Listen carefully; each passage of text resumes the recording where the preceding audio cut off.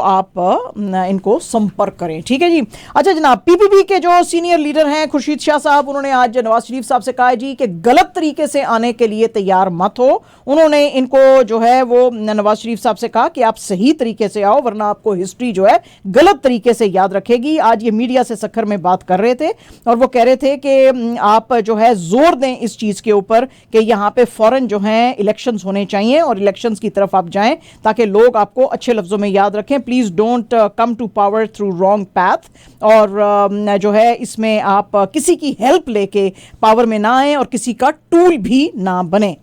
Interim Punjab cabinet जो है जी, उन्होंने नवाज शरीफ साहब की जो सेंटेंस है उसको अल अजीज़िया रेफरेंस के अंदर सस्पेंड किया है, और ये डिसीजन जो था इसकी कॉन्फर्मेशन दी है care taker information minister Aamir Mir साहब ने। उन्होंने कहा जी कि कैबिनेट ने इसका अप्रूवल दिया था क्योंकि उसने अपनी constitutional powers under section 401 of criminal procedural code जो है वो अपनाई है। और आज ये उस वक्त उन्होंने बात की जब नवाज शरीफ साहब जो हैं वो यहाँ पे फेडरल जुडिशल कॉम्प्लेक्स में डिफरेंट हियरिंग्स के लिए जो स्केड्यूल थे आने के लिए, और अर्लियर इनकी जो सेंटेंस थी वो भी सस्पेंड की गई थी इन 2019 ऑन मेडिकल ग्राउंड्स, जब ये कह रहे थे कि मुझे इलाज के लिए लंदन जाना है। तो आज फिर उसी तरह की सिमिलर इनको रिलीफ मिली है। रावलपिंडी एटीसी जो है उसने एक्सटेंड किया है चौधरी परवेज इलाही जो कि पीटीआई के प्रेसिडेंट हैं, उनका जुडिशल रिमांड टिल नवंबर 21। आज रिपोर्टर्स के साथ आउटसाइड कोर्ट रूम जो है ये बात कर रहे थे इलाही साहब, और उन्होंने कहा जी कि ये जो 16 महीने की जो गवर्नमेंट रही थी और ये उसके जो हैं मुश्किलें जो आपको सामने आई हैं उसकी वजह से ये आपको सामने आई हैं, और उन्होंने बड़ा एतराज़ किया नवाज शरीफ साहब के साथ, बल्कि उनकी बड़ी खिल्ली उड़ाई। उन्होंने कहा जी कि नेल्सन मंडेला साहब लैंड कर गए हैं, लेकिन नेल्सन मंडेला साहब को अपने जो भाई शहबाज शरीफ साहब हैं उनको ज़रा खींचना चाहिए। जो कुछ ये मुल्क के अंदर इन्फ्लेशन जो कि 27% को टच कर रही थी सितंबर में, उसको टच किया था बिकॉज ऑफ उनकी जो पीडीएम गवर्नमेंट की फेल्ड पॉलिसीज़ थी, और इसमें लोगों ने सफ़र किया और गैस और बिजली की कीमतें भी बेतहाशा ऊपर चली गई हैं, और हालात तो अब ऐसे आ गए हैं मुल्क में कि जिसमें कि टीचर्स को भी अब मारा पीटा जा रहा है। आईएसपीआर की आज एक रिपोर्ट आई है जी, और उसके मुताबिक chief of army staff general Asim Munir साहब जो हैं उनकी मुलाकातें पैलेस्टीनियन एम्बेसडर के साथ इस्लामाबाद में हुई हैं, और ये जो हैं Palestinian ambassador to Pakistan Ahmad Jawad, उनके साथ बात करते हुए उन्होंने बहुत अफसोस का इजहार किया जो कुछ इजराइल जो है वो कर रहा है, और जनरल आसिम ने कहा कि इजराइल जो कुछ कर रहा है कि ये क्राइम्स अगेंस्ट ह्यूमैनिटी है, और फ़ौरन उन्होंने इंटरनेशनल कम्युनिटी को कहा कि ये जो हॉस्टिलिटीज़ हैं इनको रोका जाए, सीज़ फायर की तरफ जाया जाए, और एक ह्यूमैनिटेरियन कॉरिडोर खोलने की ज़रूरत है, सिविलियंस को प्रोटेक्शन की ज़रूरत है, और इजराइल को चाहिए कि वो इंटरनेशनल लॉ जो है उसको फॉलो करे और सिविलियंस को टारगेट ना बनाए। उन्होंने कहा जी कि पाकिस्तान जब से आज़ाद हुआ था उस वक्त से लेके 1967 के जो बॉर्डर्स पैलेस्टाइन के हैं उनके बारे में वो बात करता आया है कि वो प्री 1967 होने चाहिए और अल-कुद्स जो है उसका कैपिटल होना चाहिए। Counter terrorism department of Sindh जो है जी, सिंध पुलिस, उसने आज अरेस्ट किया है एक सस्पेक्ट को जो कि अलेजली इन्वॉल्व है, जो कव्वाल थे अमजद साबरी उनकी डेथ में, जिनको कि उनके घर के बाहर कराची में जून 2016 में मार गिराया गया था, और उनके बारे में खबर आई थी कि 2 अनआइडेंटिफाइड लोग आए थे जिनका कि अब नाम बताया जा रहा है आसिम और इसहाक थे, जिन्होंने कि इनके ऊपर गोलियां चलाई। इस टेररिस्ट को पकड़ा गया है पाटल पारा एरिया से, और CTD जो यानी कि काउंटर टेररिज्म डिपार्टमेंट की जो पुलिस है उनको एक टिप मिली थी, तो पुलिस ने आज बताया कि उसने 4 रेंजर्स और 2 पाकिस्तान के जवान जो हैं मिलिट्री के उनको भी मारने का कन्फेस किया है सदर के एरिया में, और उसने कहा है कि मैं और भी बहुत सारे चीज़ों के अंदर इन्वॉल्व था। इसके कब्जे से हैंड ग्रेनेड्स, पिस्टल्स, एक्सप्लोसिव्स और बहुत सी इस तरह की डिवाइसेस मिली हैं। हिंदुस्तान के अंदर जो मणिपुर के जो हैं मुश्किलें वो उसी तरह चलती जा रही हैं और उसके अंदर कोई भी कमी नहीं आ रही है, बल्कि वहाँ पे जो एक सस्पेंशन ऑफ ऑपरेशंस कैंप्स जो थे जिनको कि कहा गया था कि इनको अब ट्रेनिंग दी जाएगी, मेन स्ट्रीम में लाया जाएगा, अच्छी जॉब्स दी जाएंगी, वो बिल्कुल उनकी तरफ देखा नहीं गया है, और कॉन्स्टेंटली ये क्लैशेस जो हैं कुकी और नागा के बीच में जो 1990 से होती थी वो अभी तक जो है ये जो 2 ट्राइब्स हैं उनके बीच में चलते जा रहे हैं। यहाँ पे वो कहते हैं जी कि वैसे तो ये सारी चीज़ें और ये डील्स जो थी under ministry of home affairs हुई थी कि इनको जो है इस कॉन्फ्लिक्ट से निकाला जाए, इनको जो है अच्छे शहरी बनाने की तरफ लेके जाया जाए, और ये सारा कुछ जो था यूनियन मिनिस्टर जो होम मिनिस्टर अमित शाह साहब थे, उन्होंने कहा था कि अगर आप बीजेपी को पावर में लाएंगे तो हम रिजॉल्व करेंगे, लेकिन अभी तक जो है कुछ भी रिजॉल्व नहीं किया गया। इसके अलावा आज बहुत एतराज़ किया सिविल सोसाइटी के जो एनालिस्ट हैं और क्रिटिक्स हैं, वहाँ के chief minister S Biran Singh की गवर्नमेंट के लिए भी उन्होंने कहा जी कि इनको कोई भी सपोर्ट नहीं दी जाती। गवर्नमेंट ने कहा था जी कि इनको हम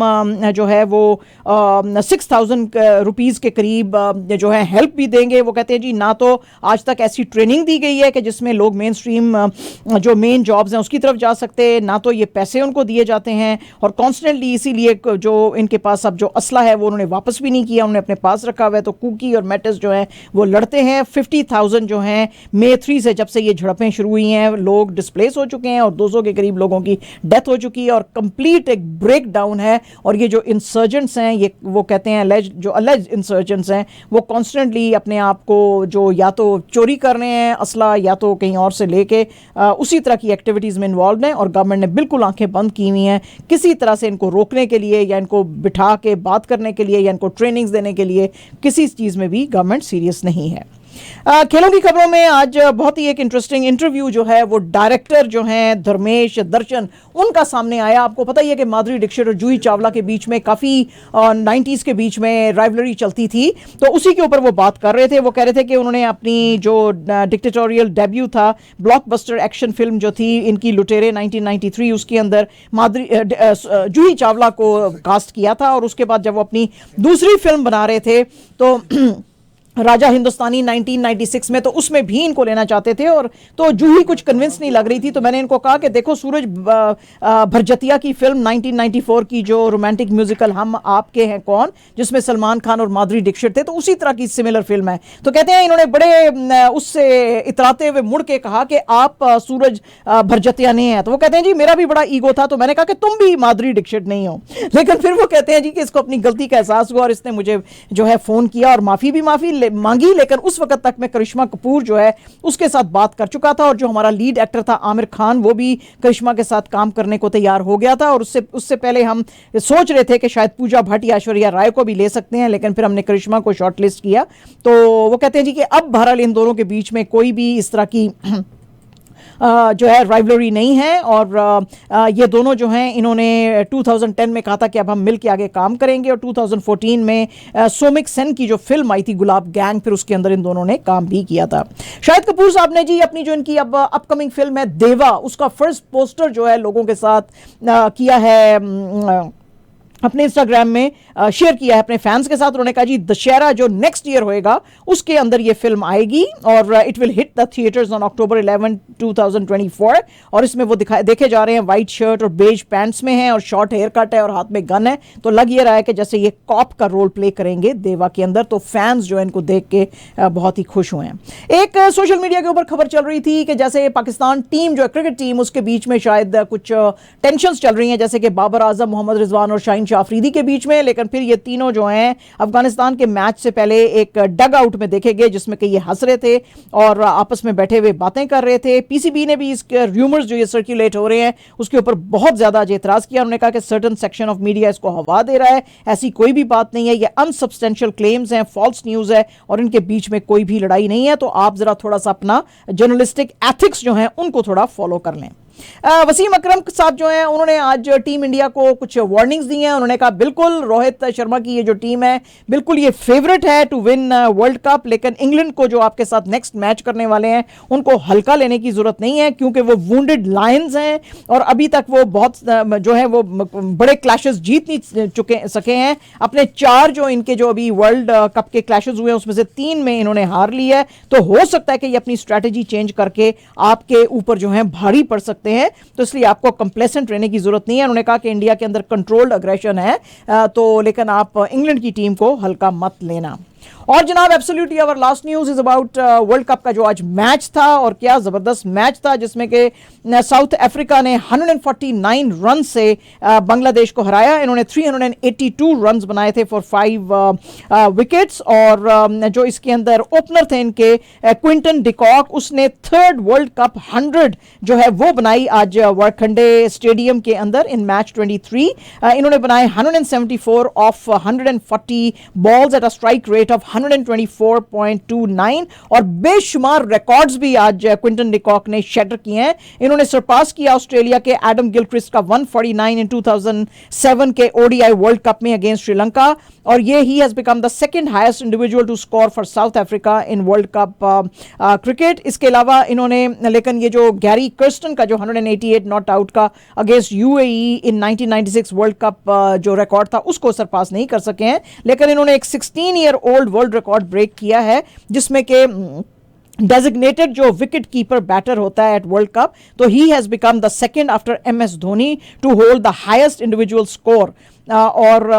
जैसे कि एमएस धोनी का 183 था, तो अब ये सेकंड नंबर पे है, इनका 174 है। और वो कहते हैं जी कि इसके अलावा जो साउथ अफ्रीका है, इनकी वजह से फर्स्ट टीम बन गई है जिसने कि 350 प्लस स्कोर्स किए हैं single edition of world cup के अंदर। और वो कहते हैं जी कि इन पार्टनरशिप विद ये जो इनके स्किपर थे, stand and skipper Aiden Markram, जिसने कि बनाए 60, हेनरिक क्लास्टन ने 90 बनाए, तो इन्होंने जो है वन ऑफ द हाईएस्ट जो है वो भी दिया इनको। और वो कहते हैं जी कि इनका जो ऑल्सो इन्होंने रिकॉर्ड्स तोड़े हैं रोहित शर्मा के, जिसने कि अभी तक बनाए हैं 311, कोहली ने बनाए हैं 354 फॉर मोस्ट रन्स एंड 2023 का जो भी ये जो वर्ल्ड कप चल रहा है, और इन्होंने अभी तक बनाए हैं 407 रन्स इन 5 गेम्स। तो बहुत सारे records, very aggressive batting, amazing to watch, amazing to watch. और अब हम जाएंगे माजिद भाई अपने स्पेशल क्रिकेट सेगमेंट